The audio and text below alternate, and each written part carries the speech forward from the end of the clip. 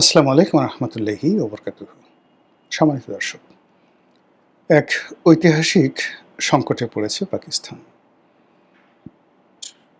আমেরিকার সঙ্গে বন্ধুত্ব, তারপর সৌদি আরবিয়ার যে ভাড়াটিয়া রাষ্ট্র হিসেবে বা সৌদি আরবের ভাড়াটিয়া সেনাবাহিনী রূপে পাকিস্তান সেনাবাহিনী যেভাবে এই আমেরিকার যে দোসর তাদের কাছে বলতে গেলে নিকাহ বসছে, এটা তাদের অভ্যন্তরীণ রাজনীতিতে, তাদের আঞ্চলিক রাজনীতিতে যে সমস্যাগুলো সৃষ্টি করেছে, সেই সমস্যার কারণে পাকিস্তান দ্বিতীয় দফায় ভেঙে চুরমার হয়ে যাওয়ার আশঙ্কা দেখা দিয়েছে। আপনারা জানেন যে 1971-এ তারা আমাদের সঙ্গে কি অপকর্ম করেছে। মূলত 71 সনে বাংলাদেশে যে মানবতা বিরোধী অপরাধ তারা করেছে, তাদের দোসর রাজাকার, আল-বদর আর শামস এই বাহিনীর মাধ্যমে। এই কাজ যদি অন্য কোনো রাষ্ট্র করত এবং এই কাজের সঙ্গে যদি আমেরিকার সংযুক্তি না থাকতো, তাহলে পুরো পাকিস্তান রাষ্ট্রের যারা অধিকর্তা, এদের সবারই নুরেমবার্গ ট্রায়ালের মতো আন্তর্জাতিক আদালতে তাদের বিচার হতো। ৩০ লাখ মানুষের আত্মাহুতি বা ৩০ লাখ মানুষকে খুন করা খুব অল্প সময়ের মধ্যে, মাত্র ৯ মাসের মধ্যে ২ লক্ষ মা বোনের ইজ্জত, এত বড় মানবতা বিরোধী অপরাধ এত সংক্ষিপ্ত সময়ে পৃথিবীর কোথাও ঘটেনি। ভিয়েতনামে ঘটেনি, হিটলার এই ঘটনা ঘটাতে পারেনি। এমনকি আপনি যদি সেই প্রাচীন যুগের, আমরা যাদেরকে হালাকু খান বলি, চেঙ্গিস খান বলি, তারাও কোনো যুদ্ধে ৩০ লাখ মানুষকে মেরে ফেলেছে, এইরকম ঘটনা ঘটেনি। বলা হয়ে থাকে হালাকু খান বাগদাদে ১০ লাখ লোককে মেরেছিলেন। আর সারা জীবন বসে সেই চেঙ্গিস খান মেরেছিলেন ১ কোটির মতো মানুষ। হয়ারাস প্রায় ৩ কোটি মানুষ মেরেছিলেন বহু বছর ধরে স্ট্যালিন তার নিজের দেশে। মাও সেতুংও তার নিজের দেশে প্রায় ১ থেকে ১.৫ কোটি লোক মেরে ফেলেছিলেন। কিন্তু ছোট্ট একটা ভূমিতে মাত্র ৯ মাসে নিজেদের ৯০,০০০ সৈন্য, তার সঙ্গে সঙ্গে রাজাকার, আল-বদর আর শামস মিলিয়ে যে তাণ্ডব তারা করেছে, এই বিচার পৃথিবীবাসী করতে পারেনি, কিন্তু আল্লাহর আরশে আজিম পর্যন্ত কেঁপে গেছে। ৭১-এর যে সকল খুনি বাংলাদেশের, পাকিস্তানের, তাদের সবারই জীবন অভিশপ্ত হয়ে পড়েছে। এই পৃথিবীর দুর্ভোগ দুর্দশা ভোগ করে তাদেরকে মরতে হয়েছে। তাদের সন্তান সন্ততিরা পাকিস্তান এবং বাংলাদেশে এখনো পর্যন্ত অভিশপ্ত। ভুট্টো নির্বংশ হয়ে গেছে। ইয়াহিয়া খান, আইয়ুব খান, টেক্কা খান থেকে শুরু করে বাংলাদেশে যারা আল-বদর, শামস, রাজাকারের গোষ্ঠী পুষ্টি, নাতি পুতি যা কিছু বলেন না কেন, তছনছ হয়ে গেছে খোদার অভিশাপে। একই সঙ্গে এই অহংকারী রাষ্ট্রটি তাদের মন্দ চিন্তার কারণে এখন তারা যে ঐতিহাসিক সংকটে পড়েছে। এই রাষ্ট্রটি এমনিতেই দেউলিয়া। কোনো মতে মার্কিন যুক্তরাষ্ট্রের টাকা নিয়ে, সৌদি আরবের টাকা নিয়ে, নিজেদের সৈন্যবাহিনীকে ভাড়া খাটিয়ে এবং নিজেদের দেশকে অস্ত্র এবং মাদক চোরাকারবারের ট্রায়াঙ্গেল বানিয়ে কোনো মতে নিঃশ্বাস প্রশ্বাস নিয়ে বেঁচে আছে। তারা যে অপরাধ বাংলাদেশের সঙ্গে করছে বা করেছে, একই অপরাধ তারা বেলুচিস্তানে করে চলেছে। একই অপরাধ তারা ওয়াজিরিস্তানে করে চলেছে, উত্তর পশ্চিম সীমান্ত প্রদেশে করে চলেছে, আফগান সীমান্তে তারা করে চলেছে। এর ফলে কি হলো, তাদের যে পশ্চিম সীমান্ত, পাঞ্জাব ফ্রন্ট বা ওয়েস্টার্ন ফ্রন্ট, তো পাকিস্তানের ইস্টার্ন ফ্রন্ট আর হলো যাকে বলা হয় ভারতের হলো ওয়েস্টার্ন ফ্রন্ট।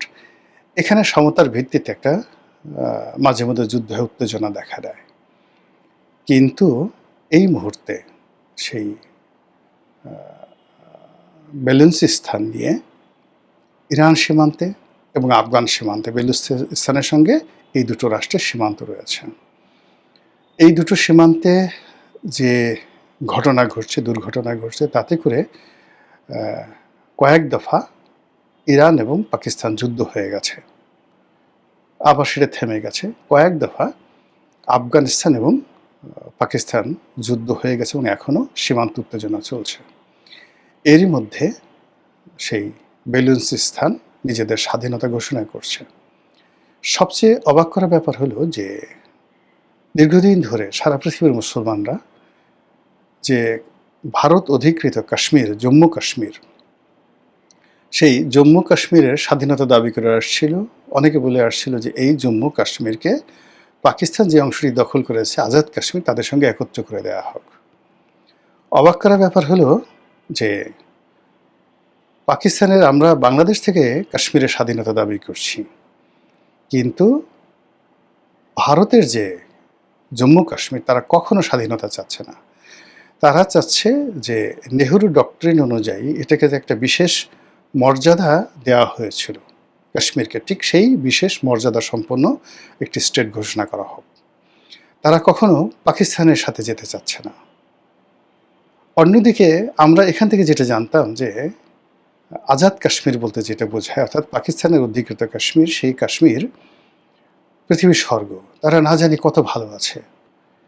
কিন্তু এখন দেখা যাচ্ছে যে তারা স্বাধীন হতে চাচ্ছে এবং ভারতের সাথে তারা একত্রিত হতে চাচ্ছে, জম্মু কাশ্মীরের সাথে একত্রিত হতে চাচ্ছে, এবং লাখ লাখ মানুষ আন্দোলনে নেমে পড়েছে এবং তাদেরকে রীতিমতো যে স্টিম রোলার চালাচ্ছে, অত্যাচারের স্টিম রোলার চালাচ্ছে পাকিস্তান, এতে করে এই যে আজাদ কাশ্মীর, এরপর বেলুচিস্তান এবং অন্যান্য এই আফগানিস্তানের সাথে তাদের আরেকটা যে প্রদেশ আছে, সেটা স্বাধীনতা ঘোষণা যে কোনো সময় করে ফেলতে পারে। এরই মধ্যে যে সমস্যাটা দেখা দিয়েছে সেটি হলো তারা মার্কিন তাবেদার রূপে দুটো অপকর্ম করেছে। এক নম্বর অপকর্ম করেছে, তারা নির্বিচারে আফগানিস্তানে হামলা চালিয়েছে, কাবুলে হামলা চালিয়েছে। এই কারণে হলো ডোনাল্ড ট্রাম্প কাবুল আবার দখল করতে চাচ্ছে। এ গেল একটা। দুই নম্বরে তারা যে কাজটি করছে সেটা হলো সৌদি আরবের সঙ্গে তাদের একটা কৌশলগত চুক্তি তারা করেছে যে সৌদি আরব যদি আক্রান্ত হয় তাহলে তারা সৌদি আরবের পক্ষে যুদ্ধ করবে।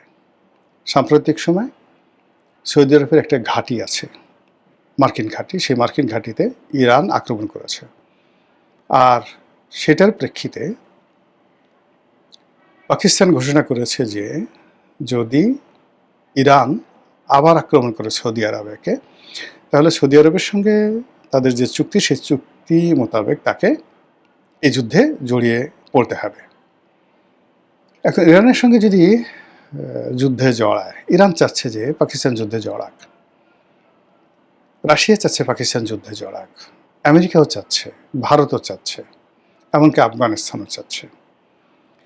আর যদি সেই যুদ্ধে জড়ায় তাহলে যেটা হয়, আমেরিকার যারা বন্ধু হয় আসলে তাদের আর কোনো শত্রু দরকার হয় না। এই যুদ্ধে যদি পাকিস্তানের খরচ হয় 100 টাকা, বড় জোর 2 থেকে 3 টাকা দেবে আমেরিকা, 4 থেকে 5 টাকা দেবে সৌদি আরব, এরপরে তারা দেবে না। কিন্তু যুদ্ধ যখন শেষ হবে তখন দেখা গেল যে তাদের এই রাষ্ট্রটি ভেঙে খান খান হয়ে গেছে। এমনকি সিন্ধু, পাঞ্জাব, এরাও একত্র থাকতে পারবে না। পাঞ্জাব আলাদা হয়ে যাবে, সিন্ধু আলাদা হয়ে যাবে। তো এরকম একটি অবস্থার মধ্যে পুরো দেশের যে রাজনীতি, সেই রাজনীতির কোনো নেতৃত্ব নেই। ইমরান খান জেলখানাতে, যারা দেশপ্রেমিক রাজনীতিবিদ আছেন তাদেরকে ঝেঁটিয়ে বিদায় করা হয়েছে। আমেরিকার দালাল এবং সেনাবাহিনীর দালাল যে সমস্ত লোকজন আত্মমর্যাদা বিসর্জন দিয়ে সেই সেনাপ্রধান ওসিম মনিরের জুতা টানতে পারছে, তাদেরকে রাষ্ট্র ক্ষমতায় রাখা হয়েছে। এই দুর্বল নেতৃত্ব দিয়ে, এই নতজানুরের নেতৃত্ব দিয়ে এত বড় পরমাণু শক্তিধর একটি রাষ্ট্রকে নিয়ন্ত্রণ করা যায় না। ইতিমধ্যে যে কোনো একটা ব্যাপারে তাদের আমেরিকার সঙ্গে মতদ্বৈততা তৈরি হয়েছিল। ওই সময় আমেরিকা ঘোষণা করেছিল যে পাকিস্তানের কাছে যে পরমাণু বোমা রয়েছে বা পরমাণু প্রযুক্তি রয়েছে, ওটা তারা ওখানে রাখা নিরাপদ মনে করছে না। তারা সেখান থেকে নিয়ে আসবে। এবং যখন ইরানের সঙ্গে পাকিস্তানের সঙ্গে এরকম একটা যুদ্ধ লেগে যাবে এবং সৌদি আরব যদি এখানে যুক্ত হয়ে যায়, পুরো মুসলিম বিশ্ব তছনছ। এবং সেক্ষেত্রে আমেরিকা যে জিনিসটি চাচ্ছে সেই জিনিসটি বাস্তবায়িত হবে। এবং এতে করে আমরা সারা দুনিয়াতে মুসলমান জাতি হিসেবে যতটা না